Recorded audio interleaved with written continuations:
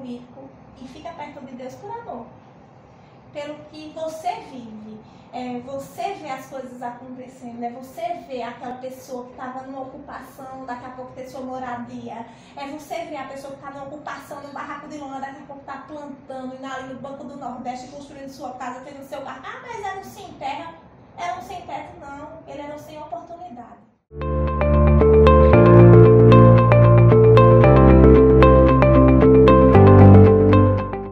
Na terceira temporada de Vivência. Eu já quero agradecer pela sua companhia, não só no canal, nos ajudando, fazendo a sua inscrição, como também mandando sua sugestão e acompanhando a programação da gente de um modo geral. No programa de hoje, nós temos alguém assim que, como eu costumo dizer, alguém que marcou a minha vida, alguém com quem eu tenho uma relação não só de confiança, mas de amizade profunda, de uma certa cumplicidade também. Alguém que, apesar de muito nova, tem uma larga experiência já, não só na vida, como também na política. Ela, apesar de ter nascido em São Paulo, os seus pais são pernambucanos. E Beatriz Alves Dias, no nosso Vivência de hoje. Bia, apesar desse histórico, de você ter a origem no sul ou sudeste do país e ter os pais nordestinos, eu considero você uma cidadã do mundo. Mas vamos voltar para a sua infância, até porque ela já é marcada de uma forma, digamos assim, dolorosa, que é a questão de você ter perdido a sua mãe tão cedo. Não é isso? Conte pra gente assim, vamos começar por aí, conte pra gente um pouquinho dessa história e bem-vindo ao Vivência. Paulo, obrigada pelo convite. Então, vamos falar um pouquinho de mim. Eu vim para Caruaru com 4 anos de idade, mas perdi minha mãe muito cedo, com 1 ano e 3 meses. E meu pai casou de novo e veio para cá. Eu tinha 3 irmãos quando vim morar em Caruaru com meu pai e com a madrasta. A infância foi bem difícil, porque eu não tinha uma boa drasta, era uma madrasta de fato, e marcou muito minha infância com agressões, violência, tentou me matar várias vezes. Ela me jogou dentro de tanque, fez eu correr na rua e soltou minha mão para que eu fosse atropelada, fez com que eu pegasse fio e levasse choque e quase ter morrido. Então, eu carrego muita dor da infância. Mas, por outro lado, eu tinha os meus irmãos, que a gente era muito cúmplice, a gente se protegia muito, a gente era realmente parceiros. Então, acho que é isso. Esse período da sua infância, então, ela foi toda desenvolvida aqui em Caruaru? Toda aqui em Caruaru. E entre o período da infância e o período da adolescência, que inclusive o termo adolescência ou adolescer significa crescer para. Então esse período de transição que você estava crescendo para a vida, também foi o período que você teve conhecimento com o campo religioso. Não é isso? Você era levado à igreja, à escola dominical, como foi essa descoberta com o universo religioso? Então, passado o tempo da infância, chegou um momento que a minha madrasta, ela resolveu ir para São Paulo com os 2 filhos dela visitar a família. E nesse momento que ela saiu de casa, a gente contou para o nosso pai o que ela fazia com a gente, todas as coisas, que a gente via muito machucada, e ela sempre dizia que era a gente na rua, cabeça roxa, ela dizia que a gente bateu. E se a gente dissesse para o meu pai que tinha sido ela, quando meu pai saísse, batia de novo. E o meu pai passou uma fase muito difícil de depressão quando ele perdeu minha mãe. Então ele não vivia com a gente, ele vivia do trabalho, e quando eu não estava no trabalho ele estava bêbado. Ele chegou a dormir em calçada, foi bem difícil para ele também essa perda. E quando minha madrasta foi embora para São Paulo, meu pai me deixou na casa de uma tia, porque eu era a única menina e era muito nova, e que os meus irmãos já vinham moleque, eu só vivia na rua jogando bola, soltando pipa, brincando, todas as brincadeiras consideradas de menino, né, eu tava ali. E meu pai... Foi a infância, inclusive, da minha mãe, viu? Ela era tida assim como uma filha menina. Pois é. Me chamou menina. E permanece mulher até hoje. Né? E porque não tinha isso, né? No nosso tempo não tinha esse negócio de bullying, de não sei o que lá, que não, a gente resolvia na saída. E ela defendia os irmãos, inclusive, nessas histórias. Então, eu fui para casa da minha tia, que era evangélica, e começou a me levar para a igreja, né? Começou a fazer uma educação religiosa. Eu fui batizada na igreja católica, ia para a igreja católica aos domingos, não. Ia para a pracinha enquanto os pais, a madrasta e o pai ia para a missa. E quando eu fui para a casa da minha tia, eu tive uma outra visão, né? E como tanto dentro de casa era tudo diferente do que se pregava dentro da igreja católica, lá com a minha tia também foi muito assim. Porque... Na igreja católica você chegou até aquela iniciação da primeira comunhão, essas coisas, ou nem isso? Não, nem isso. Nem entrava, ficava sempre na porta, brincando, fazendo raiva, que era o que eu mais sei fazer.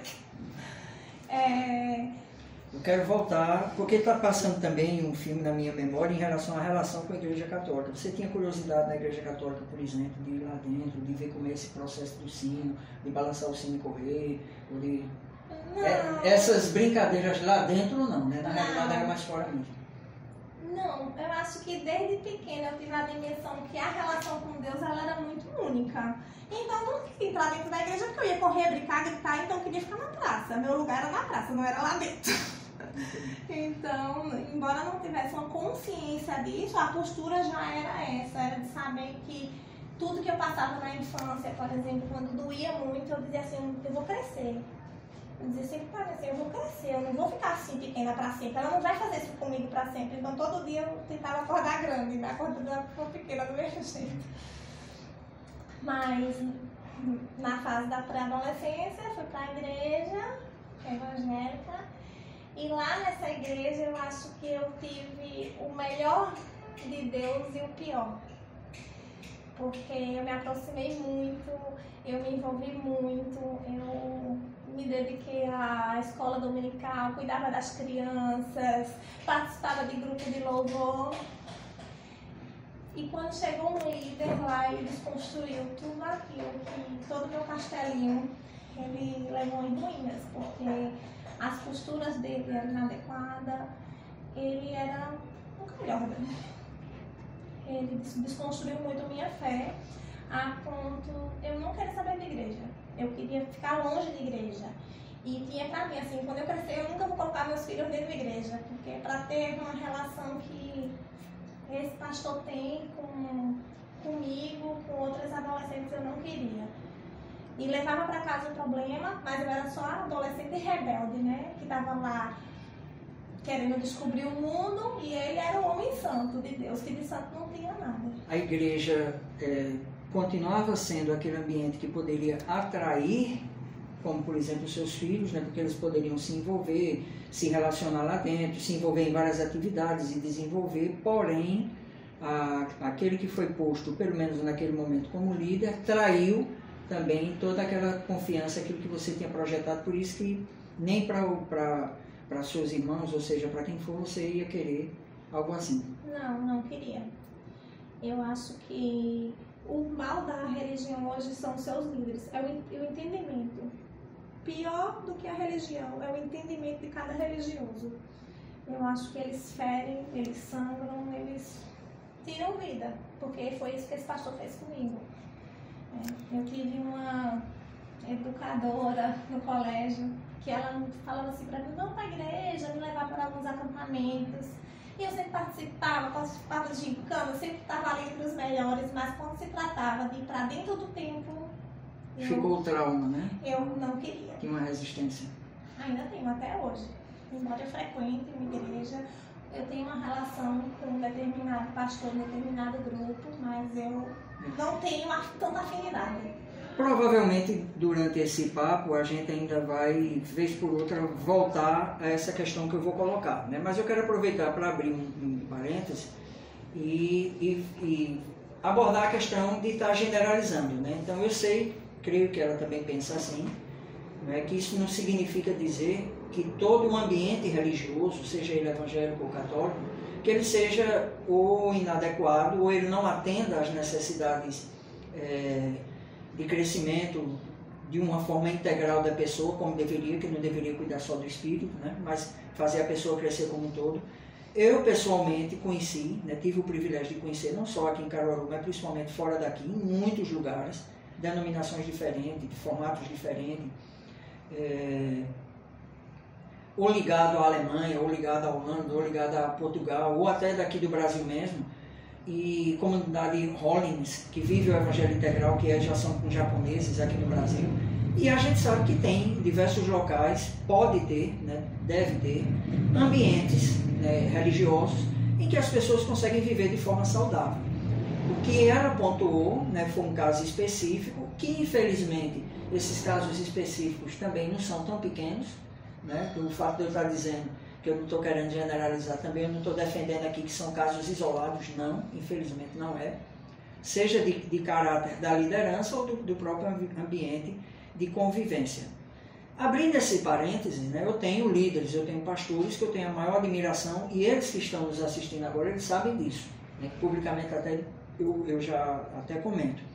Mas aproveitando esse momento agora, como é que você define, ou se você consegue distinguir templo físico, né, daquilo que a palavra tem como templo do Espírito, né? Porque nesse caso aí você disse que criou um trauma em relação ao ambiente físico. Não é isso? Porque para Deus o conceito de igreja é até mais amplo. A Bíblia diz, né? A Bíblia diz que nós somos o templo do Espírito Santo. Então, a gente procurar Deus dentro de templos de concreto, eu acho muito vazio. Ele é muito artificial.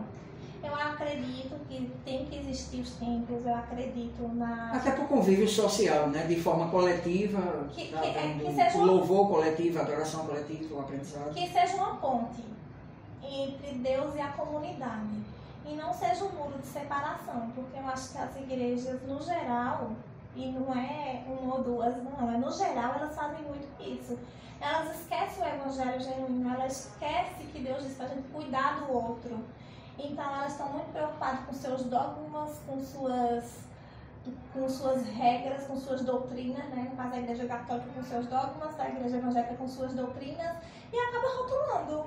Se eu chegar dentro de uma igreja, eu não vou à minha igreja assim, mas tem tempos que se eu chegar assim é um escândalo, e eu não me sinto inferior a nenhum deles.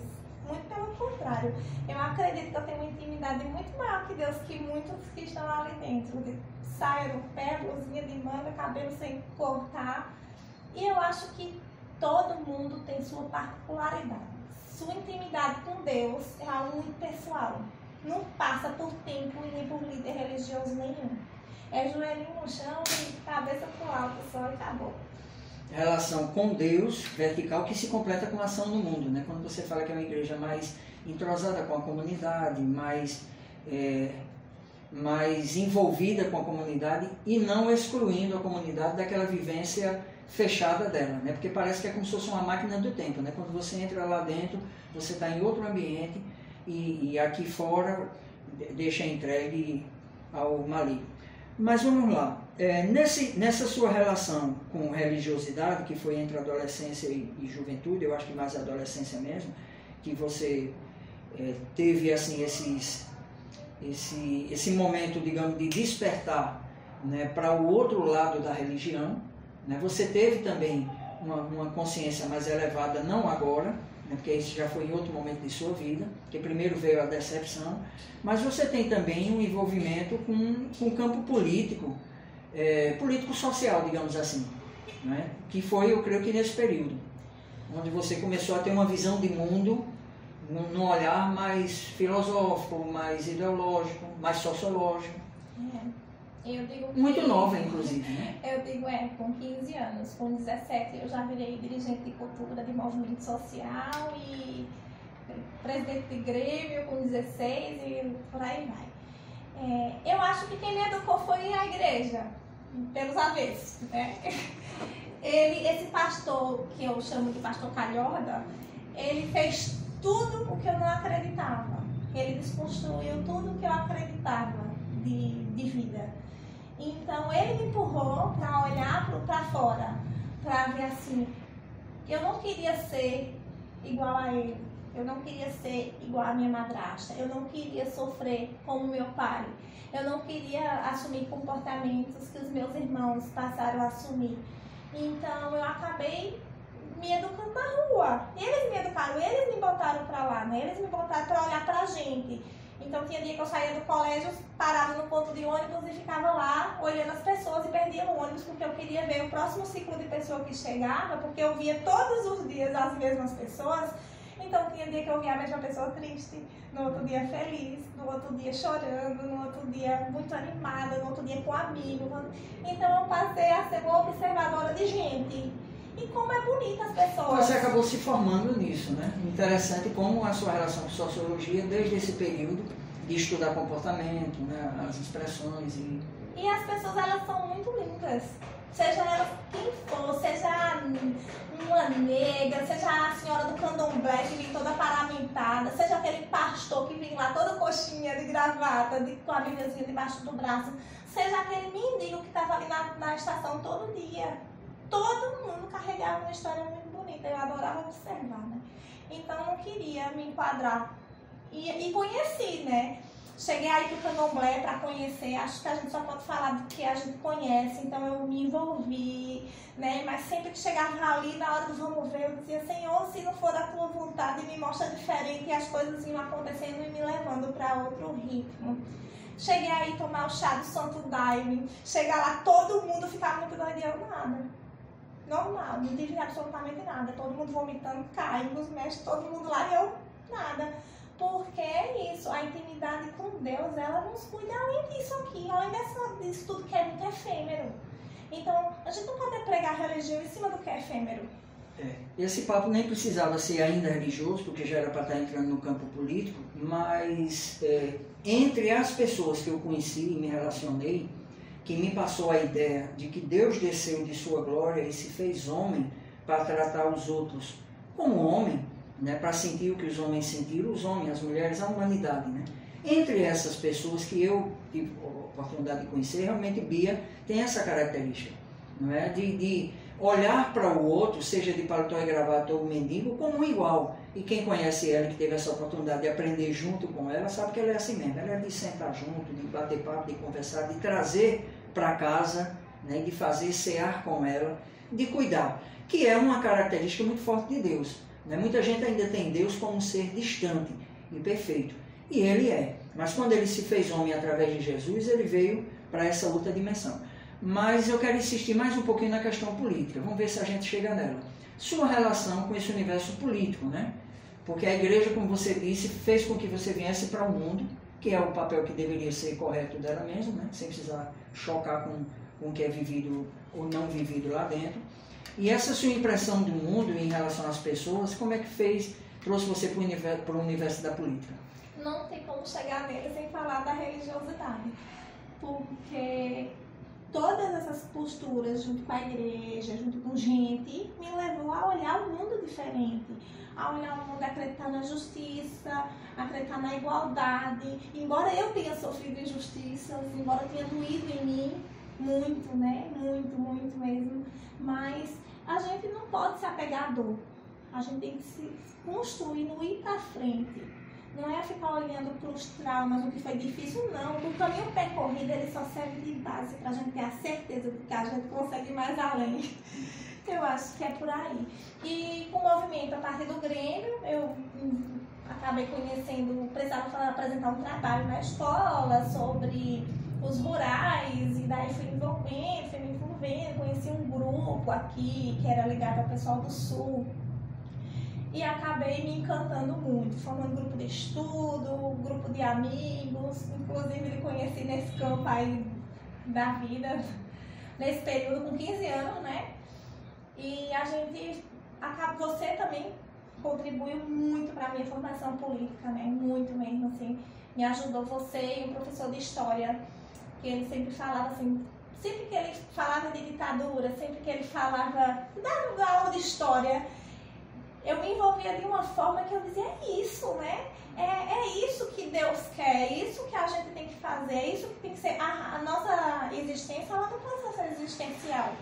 Ninguém nasceu para crescer, ter filho e morrer.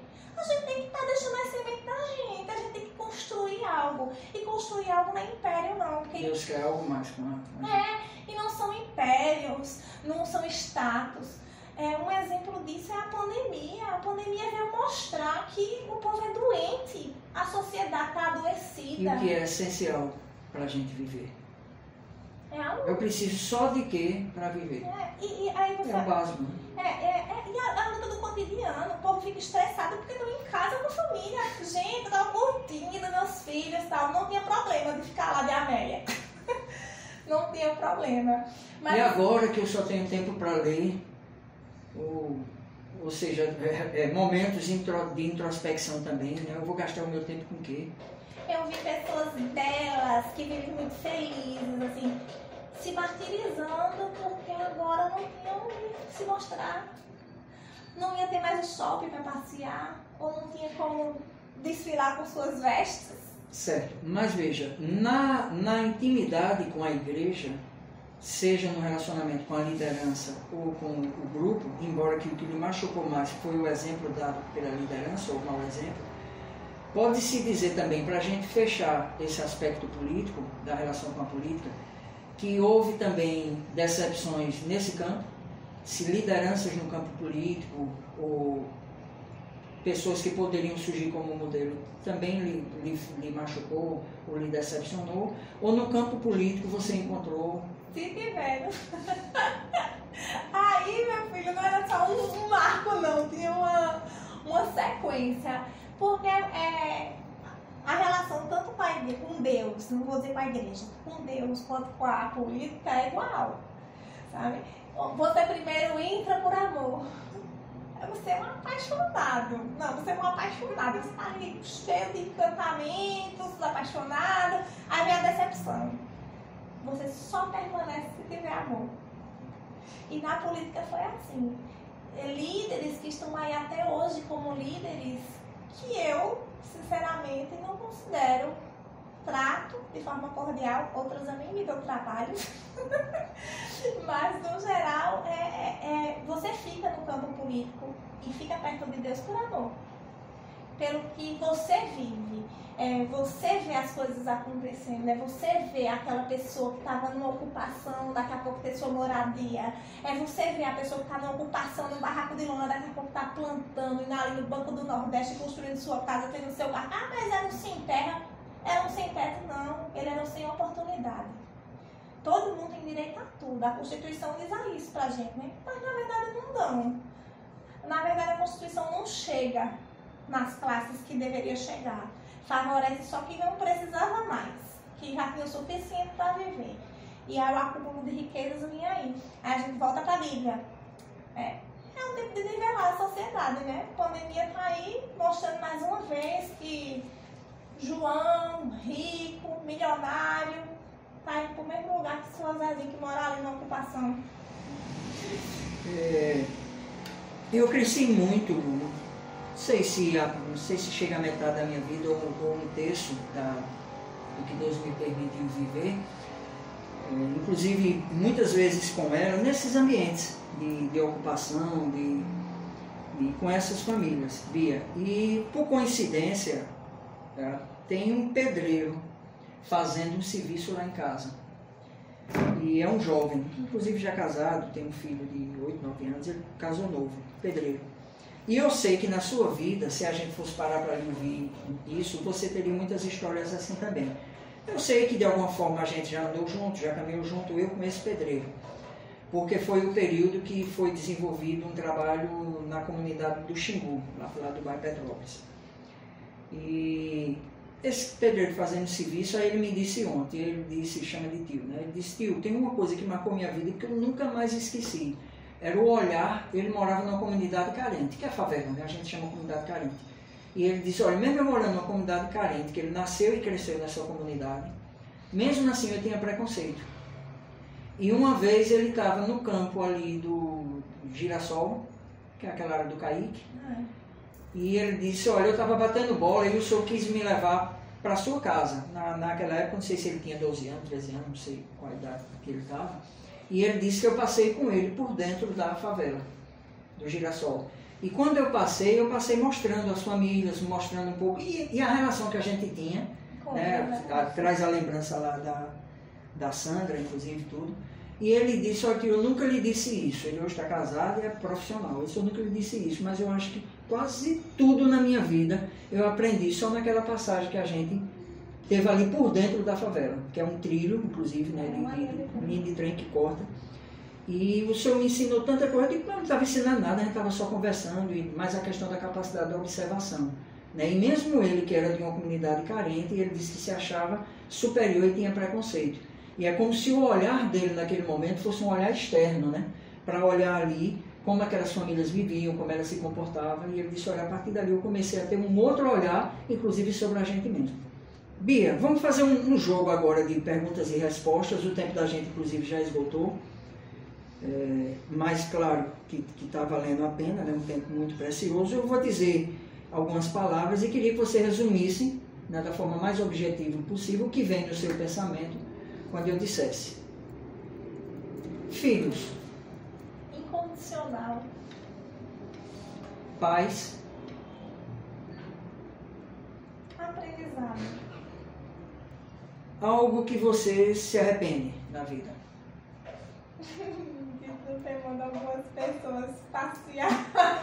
Eu pensei que ia precisar do pi. Você falou essa palavrinha em alguns momentos da conversa da gente. O que é amor? Eu acho que é a base de tudo. Se houver amor, a construção, a luta, a realidade.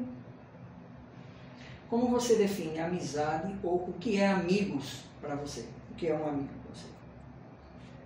Amigos, a família que eu escolhi.